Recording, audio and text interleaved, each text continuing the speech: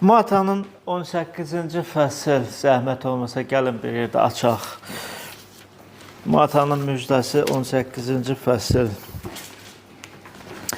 Mən 21-ci ayədən oxuyacağım. O zaman Peter gəlib İsa'ya dedi, ya Rəbb, qardaşım mənə qarşı günah işlədərsə, neçə dəfə mən onu bağışlamalıyım? Neçə dəfə dostlar? 770. Və baxın, burada sual verir. Deyir, 7 dəfə mi? Bu rəqəmi hardan götürüb Peter görəsən? 70 dəfə 700 elində 770. Yox, Peter bu rəqəmi hardan götürüb? Mən deyir, yəni mənə qarşı günah kim işlədərsə, yaxınım, belə deyək, qonşum, qardaşım, neçə dəfə mən onu bağışlamalıyım? Deyir, 7 dəfə mi? Bax, bu rəqəmi Peter görəsən hardan götürüb? İsa ona dedi, sənə deyirəm, 7 dəfə yox, 70 dəfə 7-yə vuranda. 70 dəfə 7, 777 eləyir. Yox. 490. Geometrический прогресс. Gün ərzində 490, təxminən 490 dəfə. Çaşmamsa. Siz yoxlaya bilərsiniz. Yoxlaya bilərsiniz. 490 yox, 1400. 7 Ha, dəfə 790. Sürüsel sorumcu evi. 490. Elə də, yəni ki, vursaq, baxın ya necə. Sənə deyirəm ki, deyir, 70 dəfə 7. 70-i 7-yə vuranda 490. Gün ərzində bağışlamaq olarmı? Bəli. Yəni daimi də, elə deyilmi? Yaxşı, o qədər səni kimsə incidə bilərmi gün ərzində? Yox. Amma əgər kimsə o qədər incitsə, ya sənə qarşı günah işlətsə, İsa deyir, bağışla. Amma burada başqa bir sual da belə deyək də yaranır. Bəs gün ərzində sizcə Rəbbin qarşısında neçə dəfə biz günah işlədirik? İnsan neçə dəfə günah işlədə bilər? Say hesabı var. Sayı hesabı yoxdur, hə? Sağa bax. 3 dəfə yox, 5 dəfə yox. Kimsə bəlkə doğrudan da bir 400 dəfə, 490 dəfə günah işlədə bilər. O da yox, az deyil də baxanda. Amma buna baxmayaraq Rəbb insanı bağışlamağa hazırdır. Əgər öz günahını yəni etiraf edirsə, əgər peşmandırsa, əgər bağışla desə, Rəbb onu bağışlayacaq. Bax, neçə dəfə sən bağışla desən, siz təsəvvür edin, Rəbbin səbrinə baxın, siz necə də doğrudan da səbirlidir. Necə də insanı sevir. İnsan ona qarşı üz döndərib, yəni ki, ondan üz döndərərək ona qarşı günah işlədir. Rəbb yenə də onu gözləyir ki, gəlib desin, ya Rəbb məni bağışla. Rəbb bağışlamağa hazırdır. Niyə? Çünki Ata Allah öz vahid oğlunu bax bu dünyaya verdi. Göndərdi daha doğrusu ki, bizim yerimizi tutsun, çarmıqda çəkilsin, ölsün və dostlar, biz də Rəbdən bu mərhəməti qazanaq. Rəbb bizi, yəni Rəbb Allah bizi bağışlasın. Yaxşı, mən bir sual verdim. Peter deyir ki, neçə dəfə mən, yəqin ki, kimsə onu incidib də, ya kimsə ona qarşı günah işlədib. İndi bu da gəlib İsa'ya sual verir. Bilirsiniz, həmən bu fəsildə yuxarıda Rəbb deyir ki, biz bağışlamalıyıq. Bizə qarşı kim günah işlətsə, ged onunla deyir, təklikdə söhbət elə.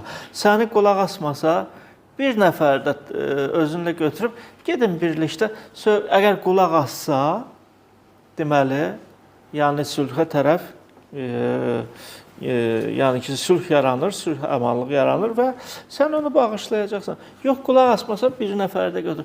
Yenə də qulaq asmasa, cəmiyyət həmən şəxslə söhbət eləsin. Dostlar, indi isə Peter də deyir ki, mən 7 dəfə bağışlamalıyam Bilirsiniz hardan götürülüb bu?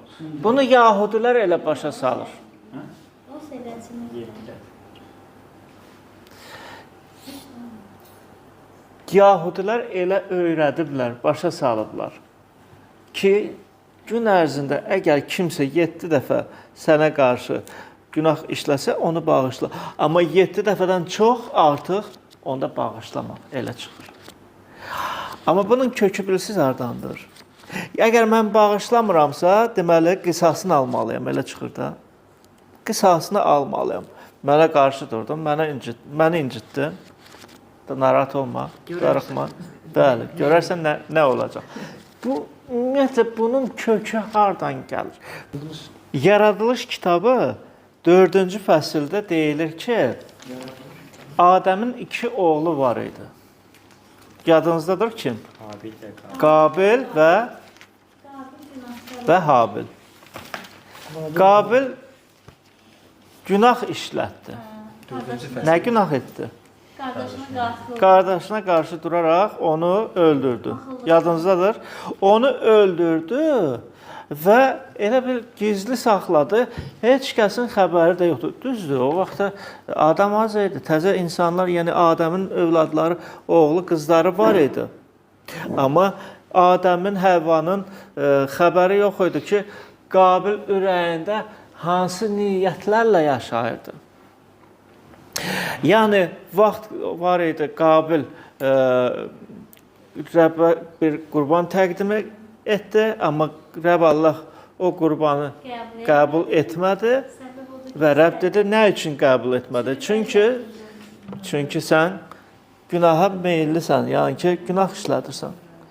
O ağalıq edir, amma qoymaqla ki, günah ağalıq etsin.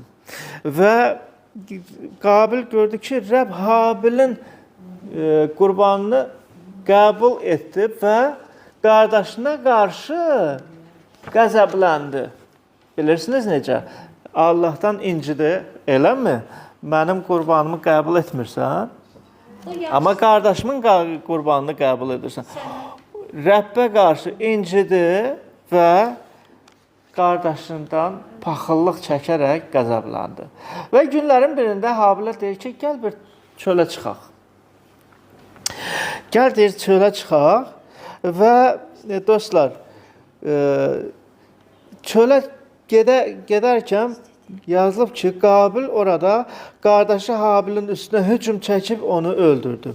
Bax, ondan sonra da Rəbb Qabildən soruşdu ki, yaxşı Habil, üzr istəyirəm Qabil, qardaşın hardadır? Deyir, qardaşın hardadır? Deyir ki, bilmirəm. Niyə məndən soruşursan ki? Sən deyir, məndən niyə soruşursan? Məgər mən qardaşımın keşikçisiyəm. Amma Rəbb bunu bilirdi. Buna görə də sual verib ona. Qardaşın Habil hardadır? Deyir, bilmirəm. Bilmirəm, keşikçi deyiləm. Rəbb dedi, sən nə etdin, ay Qabil? Nə etdin? Qardaşının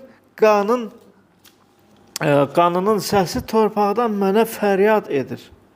İndi də deyir, sən torpaqdan lənət aldın. Sonra da, baxın dostlar, necə yazılıb. 14-cü ayədən oxuyuram, 4-cü fəsildə deyilir ki, Qabil Rəbb Allaha deyir ki, cəzəm çəkə biləcəyimdən daha deyir artıqdır.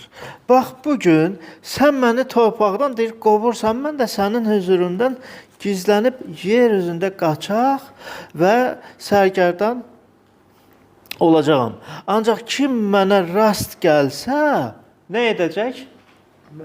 Qisasını alacaq da, elə çıxır, öldürəcək qardaşıma görə. Rəbb ona nə dedi? Rəbb ona dedi, xeyr, kim Qabili öldürsə, ondan 7 qat intiqam alınacaq. Sən ki, indi qardaşımı öldürdün və bu torpaqdan, yəni bax bu qaldığın məskən olan yer, yəni buradan artıq qovulursan. Sən lənət qazandın. Qabil də tövbə etmədi, peşman olmadı. Qabil Rəbbə hələ şərt elə bir qoyur. Bax deyir, sən məni deyir torpaqdan deyir qovursan.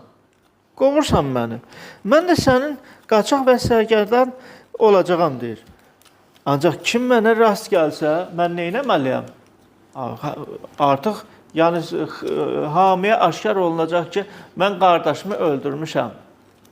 Yəqin ki, qisasını alacaqdır. İndi bu belə bir fikirlərlə yaşayır. Amma Rəbb deyir ki, yox.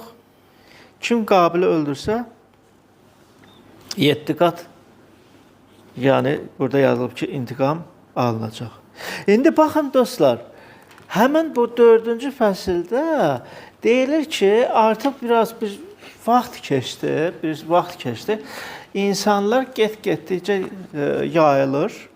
Qabilin yeni nəsli, yəni törənir və Qabilin nəslindən bir neçə nəfər var idi. Bir insan adı Lemek idi. Onun da 2 arvadı var idi. Və baxın necə həmin o Lemek lovğalanır. 23-cü fəsildən, üzr istəyirəm, 23-cü ayədən oxuyuruq. Bu arvadlarına dedi, ey Ada və Silla, səsimi deyir, eşidin. Ey Lemekin arvadları sözümə deyir, qulaq asın. Məni yaraladığı üçün, buna toxunub kimsə yəqin ki. Deyir ki, bir adam deyir, öldürdüm. Məni zədələdiyi üçün bir deyir, cavan öldürdüm. Sonra da baxın nə deyir. Qabil üçün 7 qat qisas alınacaqsa, yəni Rəbb Allah kəlamda deyir ki, bir əlamət verdi Qabilə. Bax, sənə heç kəs toxunmayacaq. Kim toxunsa, ondan intiqam alınacaq. Yəqin ki, ya onu mələk qoruyub, ola bilsin, burada deyilmir. Qabili. Ola bilsin ki, bəlkə də mələk qoruyub ki, ona heç kəs toxunmasa, kim toxunsa ona o saat qisasını alacaq. Ya da bəlkə bir əlamət, elə nə bilim, qılıncdır, nə də ona verilib Rəbb tərəfdən ki, ona toxunan olmasın. Yəni ki, özünü müdafiə edə bilsin. İndi isə baxın, bu Lemek, yəni Qabilin nəslindən törənən insan bir zaman keçdi. İndi bu da deyir ki, öz arvadlarını çağıraraq onların qarşısında lovğalanır və deyir ki, Qabil üçün 7 qat qisas alınacaqsa, Lemek üçün 77 qat alınacaq. Və bilirsiniz, Yahudilərin bu bəzi kitablarda deyilir ki, deməli, Lemekin oğlu atası üçün bir qılınc düzəldib. Bir qılınc düzəldib. Bunu hardan götürür, yəni bu fikri hardan götürürlər?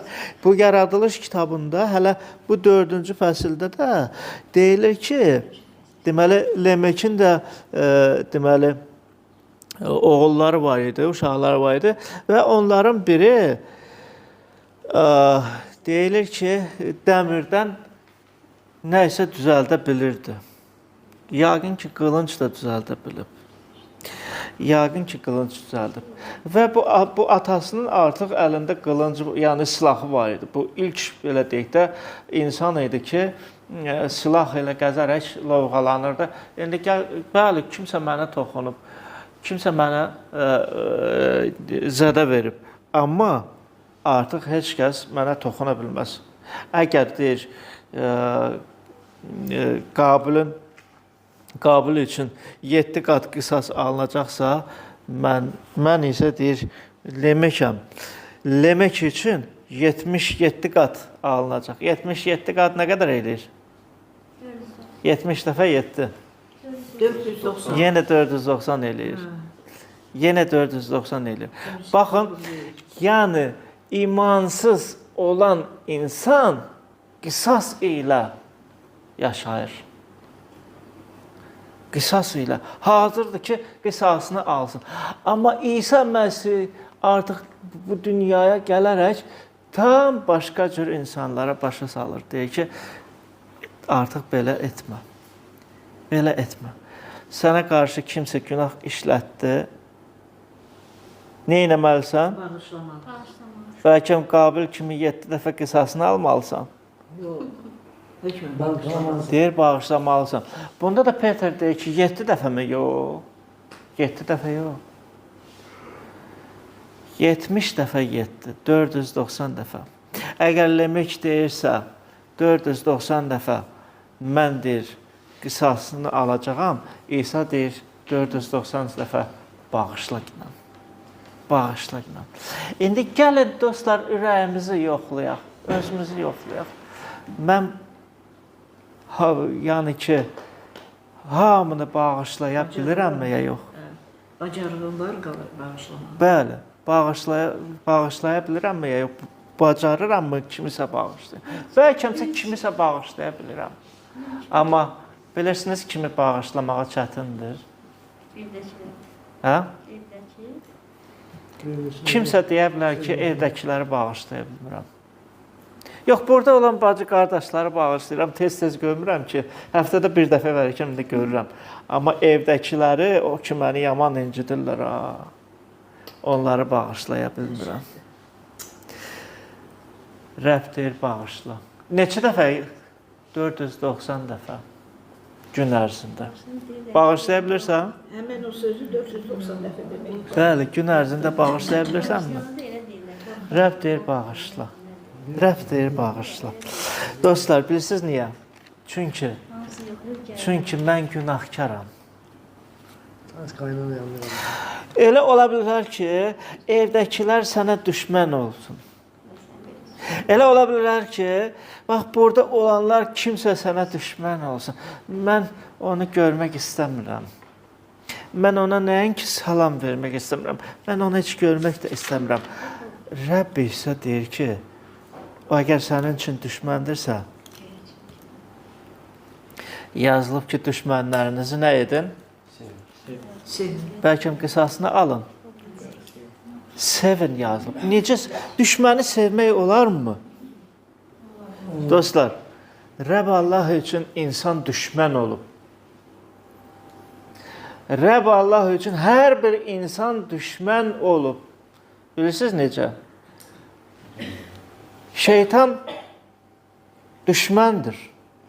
İnsan da şeytana tabe oldu. Şeytanın yolunda olubdur da, yəni ki, yolunu seçib. Hər bir insan ona tabe olub və buna görə də dostlar, Allaha qarşı durur. Günah onun dahilindədir. Hər bir insanın dahilindədir. Buna görə də bağışlama nədir? Qisas almağa daha da asandır, nəinki bağışlayın. Yox, qisas almağı da bağışla. Amma Rəbb deyir ki, bağışlamaq lazımdır. Qisasını deyir, alma, bağışla. Günlərin birində Rəbb İsa, bax, belə bir toplantı idi. Cəmaat yığılışıb onlara vəz edirdi, kəlamdan danışırdı. Və 4 nəfər iflic olan bir insanı onun döşəyində götürərək gətirib istədilər ki, birlikdə orada olsunlar ki, Rəbb onu sağaltsın. Amma içəri girə bilmirdilər. İçəri girə bilmirdilər çünki izdiham var idi, böyük bir izdiham var idi. İsa'ya yaxın gəlmək olmurdu da. Doğrudan da çox adam var idi. Onlar bilirsiniz nə etdi? Onlar həmən o ev, harada ki, İsa Məsih həmən evdə, harada ki, yoluşaraq öz şagirdləri ilə və orada cəmaat yoluşub onu qulaq asırdılar. O insanlar nə elədi? O 4 nəfər. O iflic olan öz dostunu döşəyində götürüb qaldırdılar və dama çıxdılar. O qədim dövrdə də dam, bilirsiniz nədən? Yəni bu qamışdan yaddan belə düzəlirdi, qamışlıqdan. Onlar nə etdilər? O həmən o damı yardılar, qamışı açdılar və yavaş-yavaş kəndir ilə bəli, onu aşağı endirdilər. O iflic insan da ayağa qalxa bilmir. Belə, qalıb da belə. İsa onu görəndə ona nə dedi?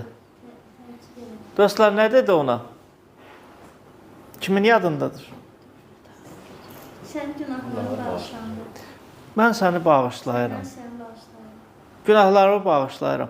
Orada olan ilahiyyatçılar, fariseylər də bunu görən kimi nə dedilər?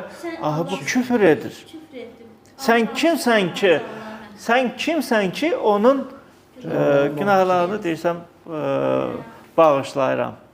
Onu da ki, bilirsiniz, elə açıq demədilər, ürəklərində dedilər. Ürəklərində bu düşüncələrini Rəbb İsa gördükcə onlara nə dedi? Yadınızdadır. Niyə belə ürəklərinizdə düşünürsünüz? Sonra da deyir ki, sizcə günahların bağışlanırmı? Bax, bu insana demək asandır. Ya da ayağa qalqınan, döşəyi götür yeri. Sən nəsə deyir, doğrusun. Hansı söz asandır demək? Bağışlanır. Bağışlanır, elə deyilmi? Amma bizim dilimizə gəlmir bu söz. Bağışlaya bilmirik hərdən. Amma deyir, onu bilin ki, insanoğlu, yəni İsa Məsihin səlahiyyəti var. Ata ona bu səlahiyyəti verib. Bilirsiniz neynədir? O yazıq iflicə baxaraq deyir ki, sənə deyirəm, ayağa qalx. Döşəyi götür və yeri. Ondan sonra da bu insan sağaldı o saat. Ayağa qalxdı və deməli, həmin o evdən çıxdı. Və bütün insanlar buna şahid olub. Yəni, İsa Məsih də bununla başa saldı ki, mən doğrudan da bağışlayıram. Dostlar, Rəbb bizi doğrudan da bağışlayır. Siz təsəvvür edin, doğrudan da biz nə qədər gün ərzində günah işlədirik, Rəbb bizi bağışlayır. Bircə dənə günah bəs eləyir ki, bircə dənə gün ərzində günah bəs eləyir ki, məni Rəbb Allah sadıq olduğuna görə məni cəhənnəmə göndərsin. Çünki ona qarşı mən günah işlətmişəm. Yəni, bu haməyə aiddir. Amma siz təsəvvür edin, gün ərzində nə qədər günah işlədirsən, Rəbb hələ dözür buna. Rəbb hələ də mərhəmətini göstərir. Rəbb hələ də deyir ki, bağışlayıram səni. Dostlar, qoy Rəbb hər birimizə xeyir dua versin. Petrin bu gözəl bir sualı oldu. Ya Rəbb, mən niyə eləməliyəm? Deyir, bağışla. Necə? Mən bağışladığım kimi. Mən bağışlamışam, sən də bağışla. İndi biz buradan evə qayıdacaq. Birazdan evə qayıdacaq. Evə gələndə, dostlar, ola bilirsən ki, kimsə sənin xoşuna gəlməyən bir insan sənə rast gələcək. Nə etməlisən? Salam ver. Salam ver. Bağışlamalısan ya yox? O hardan bilsin ki, sən onu bağışladın? Üzə vurmamaq. Simadan, elədirmi? Sonra hərəkətindən, danışığından, bəlkə nəinki bir qucaqlayarsan, nə var, nə yox, bəlkə nəsə bir elə deyilmi? Onda görəcək ki, doğrudan da sən onu bağışlamısan. Yazılıb ki, siz dünyanın nəyisiniz? Nuru. Nuru, işığısınız. Elə deyilmi? O işığı bizdə görməlidirlər. Bir nəfər də deyir, indi vəzimi yekunlaşdırıram. Bir nəfər, bir qardaş danışır ki, deyir, qonşum var idi, həmişə mənə qarşı bilirsiniz, xor baxırdı. Bir gözdə belə çəp idi, bağlı idi. Mən də ki, ona heç vaxt salam vermirdim. Çünki həmişə mənə qarşı nəsə bir pis iş görməli idi də. Ya mənim haqqımda kiməsə danışırdı, yəni nə istəyirdi, onu da deyirdi. Nə istəyirdi, onu da eləyirdi. Mən günlərin birində deyir, kəlamdan oxuyuram, yazılıb ki, siz deyir, bu dünyanın, həmin o yazıq insanın da nurusunuz. Mən nə etməliyəm? Mən fikirləşdim, dua elədim. Ya Rəbb, bugünə qədər mən ona salam da verməmişəm. Amma o mənə xor baxır, baxır və deyir, bu da imanlı insan. Mən deyir, dua elədim, onun üçün dua elədim. Onun üçün Rəbb Allahdan xeyir duanı istədim. Və yola çıxarkən, evdən çıxan kimi o saat o mənə rast gəldi. Gözü bağlı, kəpgöz. Və mən onu görəndə, bilirsiniz, yaxınlaşdım, əlimi uzatdım, dedim, salam. Gözü o saat açıldı. İşığı gördü. Siz deyir, dünyanın işığısınız. Görün, o işıq onun gözünü açdı. O kəpgöz elə bil ki, bu gözü bağlı olaraq birdən gözü açılır. Niyə? Çünki məhəbbətlə. Nur saçırıq. Bəli, çünki dua elədi, məhəbbətlə yaxınlaşdı. Dedi ki, bəli, qonşudur, bağışladı, bağışladı. Dostlar, Rəbb bizi necə bağışlayırsa, biz də elə hamını və ümumiyyətlə bir-birimizi də bağışlamalıyıq. Və Kolosların məktubunda 3-cü fəsil 13-cü ayədən oxuyuram. Yazılıb, bir-birinizə dözün və deməli, birinizin digərindən şikayəti varsa, nə edin? Yazılıb ki, bağışlayın. Rəbb sizi bağışladığı kimi, siz də deyir, bağışlayın. Rəbb bizi necə bağışladı? Çarmıqda asılaraq. Çarmıqda asılaraq hələ orada bağışladı bizi. Bax, Rəbb bizi necə bağışladısa, bütün günahlarımıza göz yumdu, öz gözünü yumdu, gözlərini yumdu, bağışladı. Biz də bağışlamalıyıq. Bağışlasaq, əzizlərim, bizim həyatımız da tam dəyişiləcək. Bizə baxanlar, bizi tanıyanlar da, onlar da dəyişiləcək. Necə ki, Rəbb bizi dəyişdi. Qoy Rəbb hər birimizə xeyir dua versin və onun adı aramızda izzətlənsin. Amin.